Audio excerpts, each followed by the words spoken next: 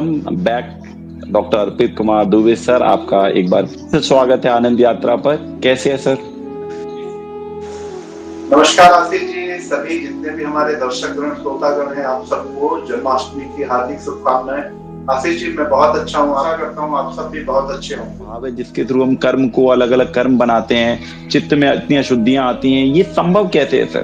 क्योंकि फिर हम ये भी देखते हैं कि जब वो यही बात कृष्ण से कहते हैं सारा ज्ञान लेने के बाद, तो उनको कृष्ण अपना विश्व रूप दर्शन भी दिखाते हैं। तो क्या ये चीजें, और हमें कैसे विश्व रूप दर्शन प्राप्त हो अपने जीवन में, इसकी तरफ भी हमें थोड़ा गाइड कीजिए।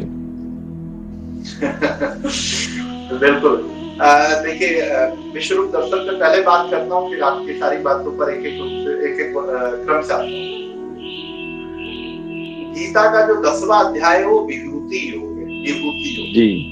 वो कहते हैं साहब, मुनियों में मैं कपिल हूँ, पर्वतों में हिमालय हूँ, वृक्षों में मैं आपका अस्पष्ट, जिसको हम पीपल का वृक्ष कहते हैं, ये है। तो हमें विश्व रूप का दर्शन कब होगा? जब हमें विभूतियों का दर्शन, जिस दिन हमें हिमालय के रूप में दिख गया, जिस दिन मतलब वो पहले स्पेशलाइज्ड फॉर्म की बात करते हैं कि इनमें मैं सब कुछ नहीं हूँ, मैं केवल यही हूँ, इसमें भी सब कुछ नहीं है, यही। तो जिस दिन हमें उस विशेष रूप का दर्शन हो गया, तो फिर उसको कहते हैं जनरलाइज्ड फॉर्म। विश्व रूप दर्शन मतलब सब कुछ मैं हूँ और मैं मुझमें सब कुछ है। तो पहले हम विभूतियों का दर्शन करें और धीरे धीरे धीरे धीरे दिव्य चक्षु हमें प्राप्त होगा, क्योंकि अर्जुन को विश्व रूप देखने के लिए उसको दिव्य चक्षु चाहिए था, वैसे वो विश्व रूप को नहीं दिख पाएगा। और मुझे लगता है कि जब हम इस पूरे यूनिवर्स को या इस धरती को हम एक यूनाइटेड फॉर्म में देखते हैं, यही विश्व रूप है, जिसको हमने बाद में कहा कि इसका एक कण में भी अगर परिवर्तन हो रहा है, जिसको बटरफ्लाई इफेक्ट बहुत नाम हो जाना गया, तो ये सारा ब्रह्मांड, everything is interconnected and interdependent. जब हम इस रूप में देखते हैं, यही विश्व रूप का है। और जब हम इस रूप में देखते हैं तो हमारे व्यवहार में परिवर्तन आ जाता है। जैसे आज आपने गलत विचार अपने मन में ले आए, अब आपको पता है कि विचार कहीं न कहीं शब्द में, कहीं न कहीं क्रिया में परिणत होगा। आज नहीं होगा, 10 साल बाद होगा, 10 साल बाद, 100 साल बाद होगा। तो जैसे ही हमें पता चलता है कि नहीं साहब, सब कुछ मैनिफेस्ट होगा, सब फॉर्म ऑफ एनर्जी है, तो हम क्या करेंगे? विचार की शुद्धि करेंगे। आपने शुरुआत में कहा भी था, आपने शुरुआत में कहा भी था, जब मैंने आपसे पूछा कि आप किस तरह सेलिब्रेट करते हैं जन्माष्टमी, तो आपने कहा था कि मैं ज्ञान को और स्वाध्याय करता हूँ और इनको पढ़ता हूँ। तो ये ज्ञान चक्षु की जो बात की, क्या ये उसी ज्ञान की बात की जा रही है जब भक्ति योग में? तो ये ज्ञान चक्षु के रूप में ज्ञान की ही बात हो रही है सर? देखिए, इसको हम समझने के लिए कुछ इस प्रकार से पढ़ करके, दिव्य चक्षु, ज्ञान चक्षु, जो निर्गुण भक्ति है, जो निष्काम कर्मयोग है, और जो निर्गुण ब्रह्म का ज्ञान है, और जो समाधि का अनुभव, ये चारों एक ही चीज। जब हम अंत में जाते हैं तो वहां पर एक ही चीज है, लेकिन जो साधन है, साधनों में अंतर है।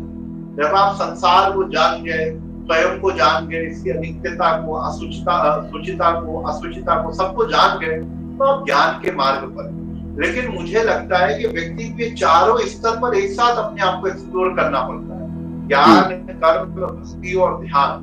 लेकिन समय पे, जैसे बहुत सारे लोग कहते हैं कि जो 4 युग है, वो सतयुग है, वो त्रेता है, वो द्वापर है, वो कलयुग है। तो इन 4 युग में अलग अलग तरह के योग थे, वो प्रचलित थे। लेकिन अगर हम समग्र दृष्टि देखें तो आज के लिए कहते हैं जो कलिमल है, मतलब जो कलयुग है, इसमें नाम जब, क्योंकि देखिए, आप संपूर्ण ब्रह्मांड का ज्ञान प्राप्त कर लेंगे, आप सारे बेस्ट टीचर से पढ़ लेंगे, इसमें हजारों प्रकार की डिफिकल्टी है। लेकिन हमारी problem being a rational human being है कि हमें सिंपल चीजें अट्रैक्ट नहीं करती। भाई, आपको मान लीजिए, आपको दिल्ली से मान लीजिए कलकत्ता जाना, अब कलकत्ता जाने के बहुत सारे उपाय, एक है कि आपको एटॉमिक फॉर्म में, तो सूक्ष्म रूप में यहाँ से आपको वहां पहुंचा दिया जाए। तो आप कहेंगे नहीं, मेरा टिकट दिखाओ, अगर एटॉमिक फॉर्म में भी गया तो मेरे को टिकट दिखाओ। अब आपको सबसे स्थूल चाहिए, सबसे ग्रॉस चाहिए। तो नाम जब इतना सरल है कि जिसको नहीं, और सच में आज लगता है कि कृष्ण जन्माष्टमी है, क्योंकि भगवान कृष्ण के जन्म के पहले बहुत सारे विघ्न हुए थे। बिल्कुल सर, बिल्कुल। तो अंत में मैं ये चाहूंगा कि सपोज करें कि आपको एज अर्जुन अगर मौका मिलता और कुछ कृष्ण से पूछने का, तो इतने प्रश्न जो किए अर्जुन ने, आप क्या प्रश्न करना चाहते हैं आपके हृदय के जो नजदीक हो, क्योंकि आज दिन है जन्माष्टमी का, हो सकता है कृष्ण हम सबकी बातें, क्योंकि कृष्ण तो चेतना है, सुन जरूर रहे होंगे, तो एक मौका है आपके पास। देखिए, इसका दो तरह से जवाब दिया जा सकता है आशीष जी। पहला तो अभी मेरे ख्याल से कुछ दिन पहले मैं श्री श्री रविशंकर जी को सुन रहा था, उनसे भी किसी ने ये प्रश्न पूछा कि गुरुजी, गुरुदेव, अगर हम ईश्वर हमें मिल जाए तो हमें ईश्वर से क्या मांगना चाहिए? आपके कॉन्टेक्स्ट में कहें तो अगर मुझे कृष्ण मिल जाए तो क्या पूछना चाहिए? तो उनका जो उत्तर था वो बड़ा रुचिकर था। उन्होंने कहा कि अगर ईश्वर के मिल जाने के बाद भी कुछ मांगने की चाह है, कुछ पूछने की चाह तो फिर ये समझिए कि डुप्लीकेट ईश्वर से मिले आप। कि ईश्वर का मतलब होता है जो परिपूर्ण कर दे, वो ज्ञान में हो, कर्म में हो, भक्ति में हो, जिज्ञासा में हो, वासना में हो, संस्कार में, जो परिपूर्ण है। अब हम इस परिस्थिति की कल्पना करते हैं कि भगवान कृष्ण से अगर मैं मिल जाऊं और तो मैं उनसे क्या पूछना चाहूंगा, तो मैं तो एक ही चीज पूछना चाहूंगा उनसे कि उनके दिव्य रूप का जो दिव्य रूप है, जो आम मनुष्य के लिए होते हुए भी दिखाई नहीं देता, कि कैसे उनकी जो सुलभ हो जाए।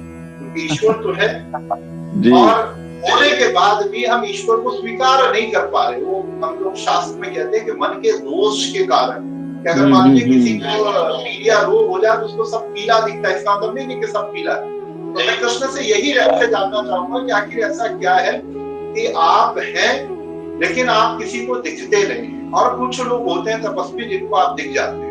तो उसका निराकरण चाहूंगा कि उसका निराकरण कर दें, जिससे ईश्वर सबको दिखे और सब परिपूर्ण हो। बिल्कुल सर, निराकरण होगा। मुझे उम्मीद है कृष्ण ने जरूर हमारी इस बात को सुना होगा और आप तक इसका उत्तर भी जरूर किसी लीला के रूप में पहुंचेगा। तो बहुत आनंदित रहा आज का ये पॉडकास्ट, और मुझे लगता है कृष्ण भी जरूर मौजूद थे, इसीलिए इतनी लीलाएं हुई, बार बार पॉडकास्ट बातें और अनुभव अपने शेयर किए, वो सबसे सुंदर था मेरे लिए। अंत में एक बात बस आपसे पूछूंगा, क्योंकि मेन मुख्य बात होती है जब भी भगवत गीता की आती है तो आत्मा की बात होती है। तो आत्मा के गुण क्या है? जैसे आपने बताया भी बीच में नेचर है, तो आत्मा के कुछ गुण आपने बताया भी कि कैसे पहचाना जाए उस व्यक्ति को, तो आत्मा के कुछ गुण अगर आप हमें बता। देखिए, जो गुण है वो नित्य है, सबसे बड़ा गुण है, सनातन है, सर्वगत है, स्थाणु है, अचल है। लेकिन जो सबसे महत्वपूर्ण बात है, मुझे नहीं लगता है कि आत्मा के गुणों की चर्चा उतनी महत्वपूर्ण है, कि एक भगवत गीता में श्लोक आता है कि आश्चर्यवत् पश्यति कश्चिदेनम्। ये जो आत्मा है ना, वो बुद्धि और मन की जो कोटि है, जो हमने फ्रेमवर्क बना के रखा है, इनसे परे, और उसको जानने के लिए, उसका अनुभव करने के लिए इंद्रिय मन बुद्धियातीत होना पड़ेगा, मतलब इनके बियॉन्ड जाना पड़ेगा। इसलिए योग की जो देखे ना आप, इंद्रियों से परे जाने की जो पद्धति उसको हम प्रत्याहार कहते हैं, मन से परे जाने की जो बुद्धि है उसको हम धारणा कहते हैं, और बुद्धि से परे जाने की जो पद्धति वो ध्यान है। जब हम इनसे परे चलेंगे, बियॉन्ड चलेंगे, इनके इन्फ्लुएंस में नहीं, इनकी कैटेगरीज में नहीं, इनके फ्रेमवर्क में नहीं है, तो फिर हमें वो परिपूर्णता दिखती है। तो मुझे लगता है कि हमारे पास एक संपूर्ण विधि है जिससे हम आत्म अनुभव कर सकें, क्योंकि चेतना का जो सर्वोच्च चेतना, उसका अनुभव करके इस रूप में उपयोग करें। जैसे सर ने कहा कि कम से कम 108 बार गोपाल नंदना शब्द का जरूर उच्चारण करें और आज के दिन और इस पॉडकास्ट का पूर्ण लाभ उठाएं। तो सर बहुत बहुत धन्यवाद आज जुड़ने के लिए। इस पॉडकास्ट के दौरान भी काफी लीलाएं हुई, ये आप जानते और मैं जानता हूँ। अब देखते हैं क्या होता है। धन्यवाद, धन्यवाद। हैप्पी कृष्ण जन्माष्टमी।